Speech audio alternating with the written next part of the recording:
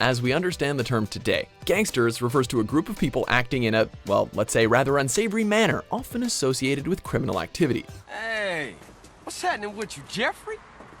Hey, man, it's OG Loke, homie, OG Loke! Before we begin, be sure to subscribe to MojoPlays and click on the links in the description to vote on upcoming content.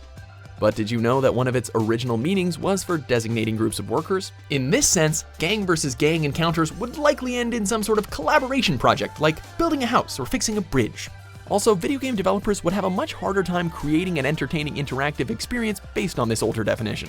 I mean, think The Sims meets Homes on Homes. And then as we pull out the floor, we'll think about what we're going to do and lay out another plan, all right? Sure. So let's be grateful that sometime in the 20th century, the term came to describe tales of crime and brotherhood that have long since fascinated readers and viewers alike. One such early example is Herbert Asbury's 1927 non-fiction book, Gangs of New York, which was turned into a Best Picture nominated film of the same name in 2002. Gangs such as the Plug Uglies, the Dead Rabbits, and the Bowery Boys capture the imagination, as do the romanticized tales of these groups doing battle with one another for control of the city's underworld. Is this it, priest? The Pope's new army? A few crusty bitches and a handful of ragtags? I know, Bill. You swore this was a battle between warriors, not a bunch of Miss Nancys. The idea of secret societies within a society at large, living by their own laws and values in order to carve out their own section of the world. But regardless, it's one that never fails to fascinate despite endless reincarnation. And that is a rule that thankfully applies to video game gangs as well. So, who ranks atop the heap as the best gang in gaming? Well, just as the Sicilian families won control of New York City's underworld, the Grove Street families from Grand Theft Auto San Andreas won control of our #1 spot as the greatest video game gang of all time. I'll have 2 number 9s, a number 9 large, a number 6 with extra dip, a number 7, 2 number 45s, 1 with cheese, and a large soda.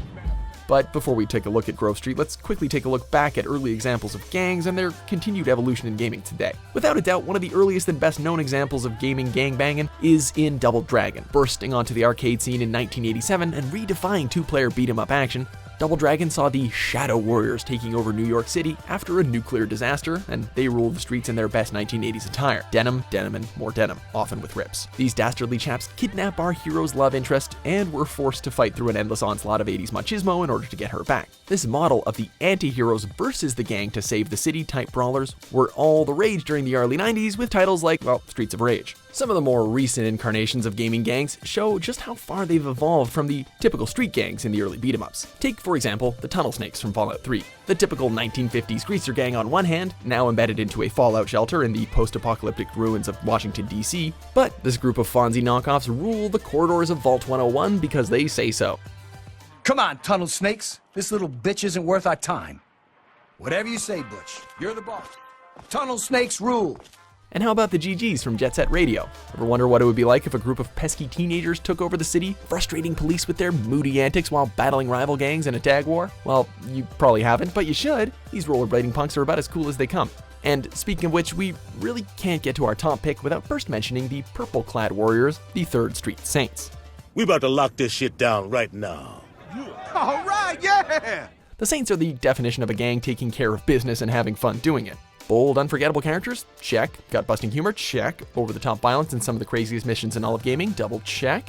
It's no wonder that the Saints have gone from small-time street gang to global empire in a short amount of time. They're just so darn charismatic. But don't mistake our admiration for the Saints as disrespect for Grove Street. The gang is real important, CJ, you know that.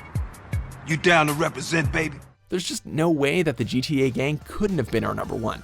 When it comes down to it, the Grove Street families is the godfather of video game gangs, pun intended, as it operates much like the Corleone family. Loyalty, honor, family, and community are at the core of this downtrodden group. Shocked at the level of drug use and violence on his arrival back home, CJ aims to clean up the hood by ridding it of drug dealers. The trouble only begins from there, as anyone who watches crime movies knows.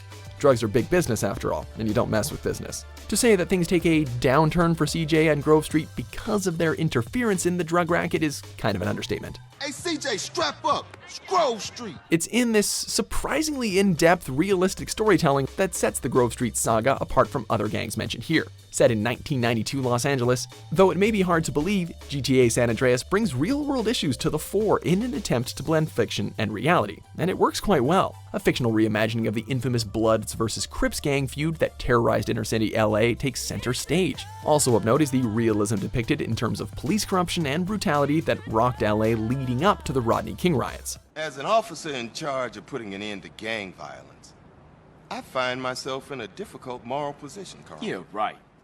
As soon as CJ lands back in Los Santos, he's the target of police corruption and is used as a pawn by Officer Tenpenny in an effort to further his own crooked financial gains. And that's just the backdrop in which the story takes place. Once things get rolling in San Andreas, there's enough in-gang tension, betrayals, and revenge plot twists to satisfy any hardened gangster fan.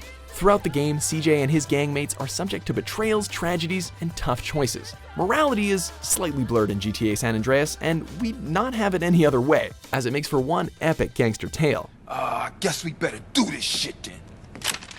So, take a few cues from the Sicilian Mafia in terms of values, throw in some real-life drama from early 90s Los Angeles, add a masterclass in character and plot development, and base everything else in the culture of gangster rap, and GTA San Andreas' Grove Street families outclass all rivals and haters on their way to being the greatest video game gang of all time. I'm down with it, man. All right, let's roll, homies. Let's do this. Yeah, let's go, man.